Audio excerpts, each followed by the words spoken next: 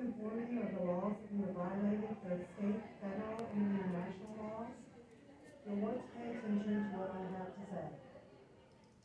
A public official bond is a type of bond that serves as a statutory obligation requiring faithful performance, fidelity, and integrity of a public official's duties to its public.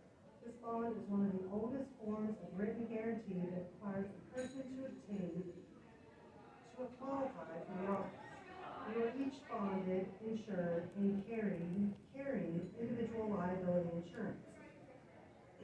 So as a public official, if you cause wrong or harm, we the people have a recourse and can hold you accountable. You have violated your oaths of office, which I have copies of. While the mask mandates have been lifted, we, the parents of Augusta County, will not forget what you have put our children through for the past 2 years. Therefore, I'm here to physically serve you a letter of intent on filing a claim against the VA Corp insurance policy if these demands are not met within the next 72 hours. This includes the following: notice of termination for Donna Wells, David Shiflett, Nick Collins, John Ward, Stephen Troxel, and Eric Bond. 1. The parents of Augusta County ask that each of you step down from your position to ensure that this never, ever happens again. 2. Retain new legal counsel. And 3. End all vaccine clinics on school grounds. Failure to comply with these demands within 72 hours after receiving this notice will result in a claim being filed against VA AU 007B for the full amount of the coverage.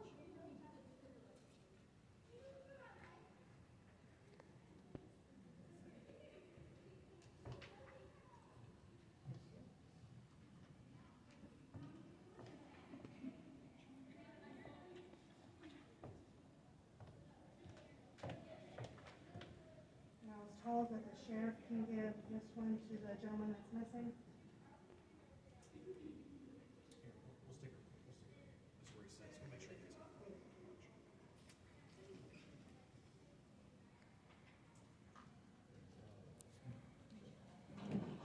Good evening, everyone. It's so good to see you guys without your mask. Your smiling faces in the place this evening.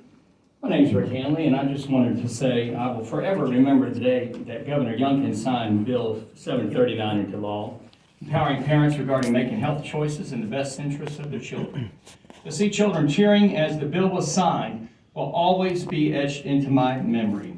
Long live freedom. Vive la liberté. To those school board members who have stood at the doors of our schools shouting, like George Wallace and the Dixiecrats of the 60s, instead of saying segregation now, they were saying mask now, mask tomorrow, and mask forever. We declare to you that you have been weighed into balances and have been found wanting. The fact that you cannot stand in the gap for the majority of parents and their children will never be forgotten. This should come as no surprise, though, since most of the board members do not represent the parents, grandparents, and the children. They are former educators and new school administrators who represent a bloated school system, to say the least. We also demand answers to the following questions. One is, why does Superintendent Bond make $154,135, which is the second highest in our area according to the News Leader, when the majority of tax-paying citizens in this county who pay the bills make nowhere near that sum? Does anyone here in this building make that kind of money? Why does nepotism run rampant on the school board, with at least 2 members, Ms. Wells and Mr. Troxel, who are sitting on this board despite the fact that they have a clear conflict of interest that should prohibit them from even being on this board? As we know, this is public record that Ms. Wells' husband is on the Board of Supervisors, and Mr. Troxel is the Brother County Schools Director of Operations and Maintenance. I could not work a corporate job having that kind of conflict of interest. Also, the problem is, we have allowed you to usurp authority over us that was not expressly granted to you. Again, I'll say tonight, we are taking our authority back, and will assure the outrage of the past year will never happen again. We declare to you tonight that your time is up, and get ready for parents, grandparents, and spiritual leaders who will get involved politically and do whatever it takes, peacefully and appropriately as guaranteed by our constitutional rights, to ensure that you will no longer be in the position to ever impose such tyranny on our children ever again. We will not bow down, we will not be intimidated, coerced, or driven into shameful silence.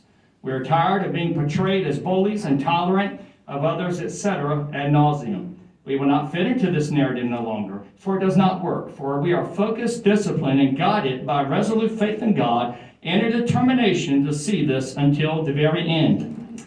Viva la liberté, long live liberty. Good job, good job. Nice. Good